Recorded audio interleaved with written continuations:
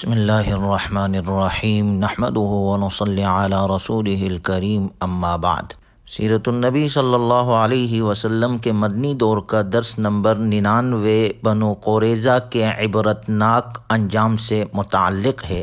جب یہود بنو قریظہ کے محاصرے کے کئی دن گزر گئے اور حضرت ابو لبابہ رضی اللہ عنہ کے اشارے کے باوجود بنو قریظہ نے یہ طے کیا کہ رسول اللہ صلی اللہ علیہ وسلم کے سامنے ہتھیار ڈال دیں اور آپ صلی اللہ علیہ وسلم جو فیصلہ مناسب سمجھے وہ کریں۔ حالانکہ بنو قریظہ ایک طویل عرصے تک محاصرہ برداشت کر سکتے تھے، کیونکہ ایک طرف ان کے پاس وافر مقدار میں سامان، کھانے پینے کا، پانی کے چشمے، کنویں تھے، مضبوط اور محفوظ قلعے تھے، اور دوسری طرف مسلمان کھلے میدان میں منجمد کرنے والی سردی اور بھوک کی سختیاں سہ رہے تھے۔ لیکن غور کیا جائے تو جنگ بنی قریظہ در حقیقت ایک اعصابی جنگ تھی۔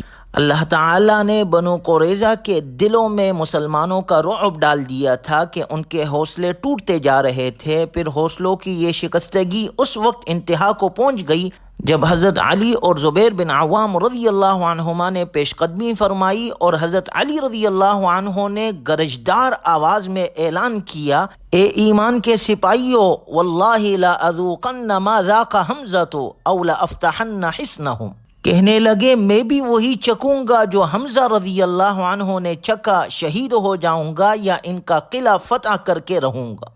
چنانچہ حضرت علی رضی اللہ عنہ کی یہ للکار سن کر بنو قریظہ پر ایسا خوف طاری ہوا کہ انہوں نے اپنے آپ کو رسول اللہ صلی اللہ علیہ وسلم کے حوالے کر دیا۔ آپ صلی اللہ علیہ وسلم کے حکم پر مردوں کو باندھ دیا گیا۔ چنانچہ محمد بن مسلمہ انصاری رضی اللہ عنہ کی زیر نگرانی مردوں کے ہاتھ باندھ دیے گئے اور عورتوں اور بچوں کو الگ کر دیا گیا۔ رسول اللہ صلی اللہ علیہ وسلم الگ ایک جگہ پر تشریف فرما تھے۔ قبیلہ اوس کے کچھ لوگ آپ علیہ الصلوۃ والسلام کے پاس حاضر ہوئے اور عرض کی، اللہ کے رسول، یہ ہمارے دوست ہے اور آپ نے ہمارے بھائیوں بنو خزرج کے دوستوں بنو قینقاع کے ساتھ جو کیا آپ کو خوب معلوم ہے۔ آپ صلی اللہ علیہ وسلم نے اس سے پہلے بنو قینقاع کا محاصرہ کیا تھا جو کہ بنو خزرج کے حلیف تھے۔ جب انہوں نے بھی ہتھیار ڈال دیے تھے تو آپ علیہ الصلوۃ والسلام نے انہیں جلاوطن کر دیا تھا۔ اس موقع پر قبیلہ اوس نے آپ صلی اللہ علیہ وسلم سے بنو قریظہ کی سفارش کی کہ اللہ کے رسول، بنو قریظہ کے ساتھ ہمارے قدیم دوستانہ تعلقات ہیں اور اب وہ اپنے کیے پر پشیمان ہے، اس لیے آپ نے جس طرح بنو خزرج کی عزت افزائی فرمائی تھی اسی طرح ہماری وجہ سے ہمارے دوست قبیلے کو بھی معاف فرما دیجیے۔ آپ صلی اللہ علیہ وسلم نے اس موقع پر فرمایا، الا ترضون یا معشر الاوس ان یحکم رجل منکم، اے اوس کی جماعت، کیا تمہیں یہ بات پسند ہے کہ ان کے بارے میں تم ہی میں سے ایک آدمی فیصلہ کر دے؟ قبیلہ اوس کے وفد نے کہا، کیوں نہیں؟ آپ صلی اللہ علیہ وسلم نے یہ معاملہ حضرت سعد بن معاذ رضی اللہ عنہ کے سپرد کر دیا۔ اوس کے لوگوں نے کہا، ہم اس پر راضی ہیں۔ چنانچہ حضرت سعد بن معاذ رضی اللہ عنہ کو بلاوا بھیجا، کیونکہ وہ مدینے میں تھے، لشکر کے ہمراہ تشریف نہیں لائے تھے۔ غزوہ خندق کے دوران ان کے بازو کی رگ کٹ جانے کے سبب وہ زخمی تھے۔ حضرت سعد بن معاذ رضی اللہ عنہ زخموں کی تکلیف برداشت کرتے ہوئے جب رسول اللہ صلی اللہ علیہ وسلم اور مسلمانوں کے پاس پہنچے تو آپ علیہ الصلوۃ والسلام نے فرمایا، قوموا الی سیدکم، اپنے سردار کے استقبال کے لیے اٹھ کر جاؤ۔ یہ حضرت سعد رضی اللہ عنہ کی تکریم کے لیے کہا تھا آپ علیہ الصلوۃ والسلام نے۔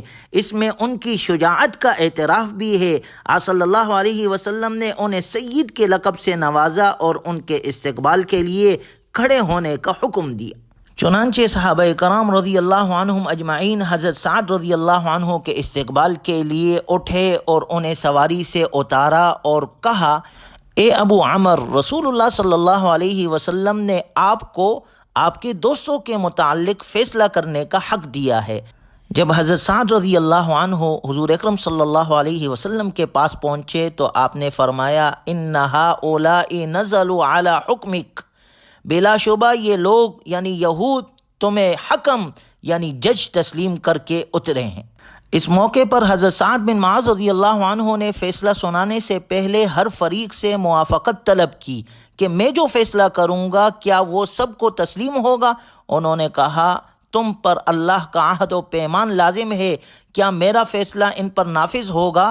لوگوں نے کہا ہاں۔ پھر انہوں نے اس کونے کی طرف اشارہ کرتے ہوئے جس طرف اللہ کے رسول صلی اللہ علیہ وسلم تشریف فرماتے دریافت کیا، اور جو یہاں تشریف فرما ہے ان پر بھی ان کا اشارہ رسول اللہ صلی اللہ علیہ وسلم کی طرف تھا، لیکن آپ علیہ الصلاۃ والسلام کی تعظیم کے سبب چہرہ دوسری طرف کر کے رکھا تھا۔ آپ صلی اللہ علیہ وسلم نے فرمایا نعم ہاں۔ حضرت سعد بن معاذ رضی اللہ عنہ نے جب یقین کر لیا کہ ان کا فیصلہ حتمی ہوگا اور ہر فریق کو تسلیم ہوگا تو وہ اپنا فیصلہ سنانے کے لیے کھڑے ہوئے۔ یہود نے اپنے کان اپنے حلیف حکم سعد رضی اللہ عنہ کی طرف لگا دیے، جنہوں نے اب ان سب کے انجام کا فیصلہ کرنا تھا۔ اس موقع پر سب منتظر تھے کہ حضرت سعد رضی اللہ عنہ کیا فیصلہ سناتے ہیں۔ کسی کو معلوم نہ تھا، یہاں تک کہ سالار اعظم نبی صلی اللہ علیہ وسلم بھی نہ جانتے تھے کہ سعد کیا فیصلہ فرمائیں گے۔ آخر کار حضرت سعد رضی اللہ عنہ نے اپنا فیصلہ سنا دیا، جو دو ٹوک تباہ کن اور یہود کے لیے نہایت خوفناک تھا۔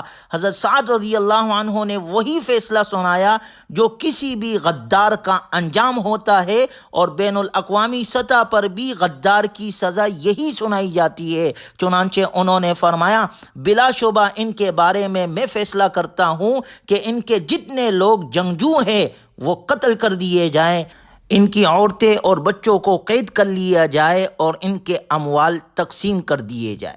حضرت سعد رضی اللہ عنہ کا یہ فیصلہ رسول اللہ صلی اللہ علیہ وسلم کے منشا کے مطابق نکلا۔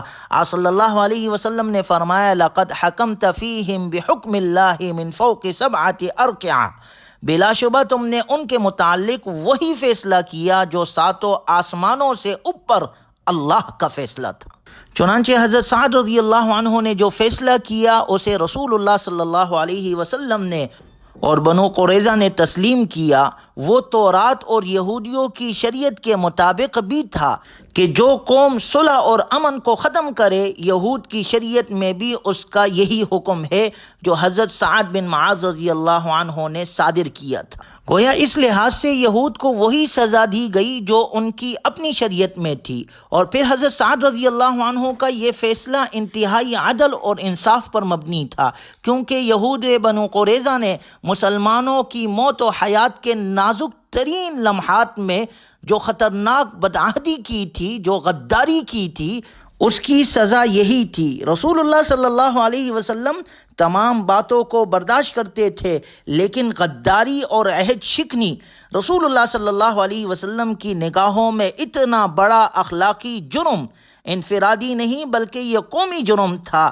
کہ اس کی معافی نہیں دی جا سکتی تھی، اور وفائے عہد اخلاقی زندگی کا وہ بنیادی ستون ہے کہ جس کے ختم ہو جانے کے بعد زندگی کے ہر شعبے سے امان اور اعتماد اٹھ جاتا ہے۔ سیاسی روابط، قومی تعلقات، ملکی آمد و رفت، تجارتی لین دین، غرض ہر شے خطرے میں پڑ جاتی ہے، اور کسی کو دوسرے پر کسی معاملے میں بھی اعتماد نہیں رہتا، اور امن و امان ایک دائمی بے چینی اور بے اطمینانی میں تبدیل ہو جاتا ہے۔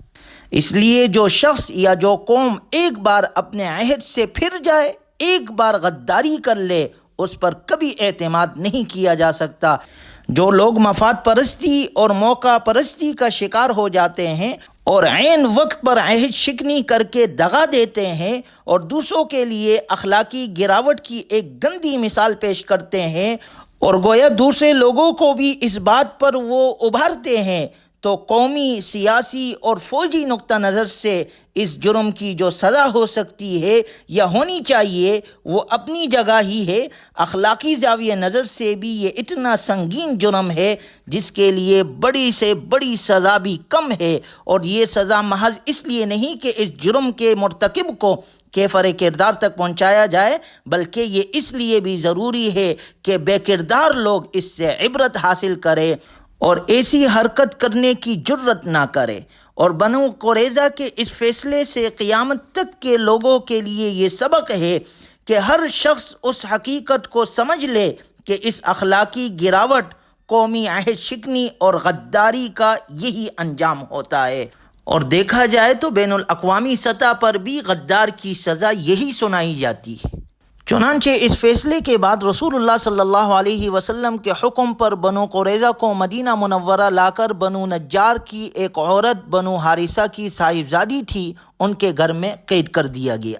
رسول اللہ صلی اللہ علیہ وسلم کے حکم سے یہود کے بازار سوق مدینہ میں خندقیں کھدوائی گئی، 2 4 افراد کو اس مکان سے نکالا جاتا اور ان خندقوں میں ان کی گردنیں اڑائی جاتی۔ حضرت علی اور حضرت زبیر بن عوام رضی اللہ عنہما نے یہ فرض انجام دیا۔ بنو قریظہ کے تمام مرد قتل کر دیے گئے، جن کی تعداد 600 سے 800 تک بتائی جاتی ہے، اور ان کے خواتین اور بچوں کو قید کر کے نجد اور شام کے بازاروں میں فروخت کرنے کے لیے بیچ دیا گیا۔ اس کی قیمت سے سامان جنگ خریدا گیا، اور بنو قریظہ سے حاصل ہونے والا سامان صحابہ کرام رضی اللہ عنہم اجمعین میں بطور مال غنیمت تقسیم کر دیا گیا۔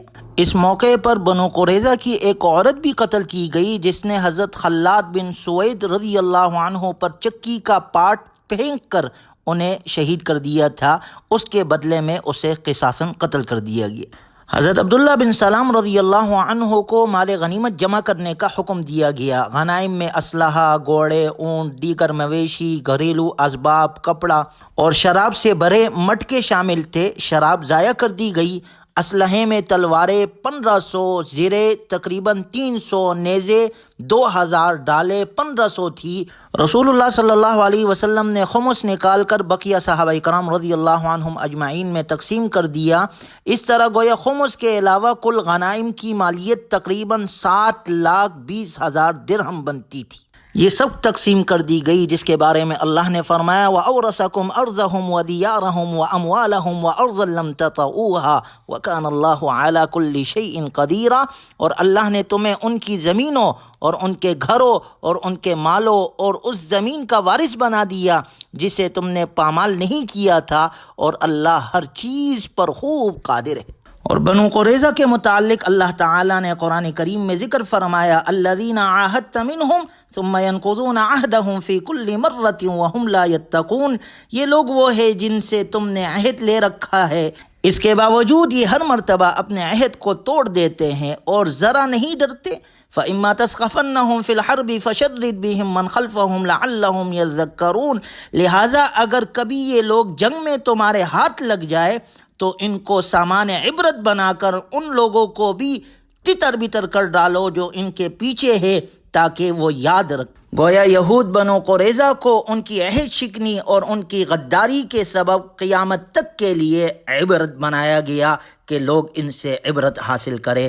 اللہ تعالی ہمیں ہر قسم کے عہد شکنی، غداری اور برے اخلاق سے اللہ ہماری حفاظت فرمائے۔ رسول اللہ صلی اللہ علیہ وسلم کی کامل طور پر اتباع کی اللہ ہمیں توفیق نصیب فرمائے، اور اہل حق کا ساتھ دینے کی اللہ ہمیں توفیق نصیب فرمائے۔ وآخر دعوانا ان الحمد للہ رب العالمین۔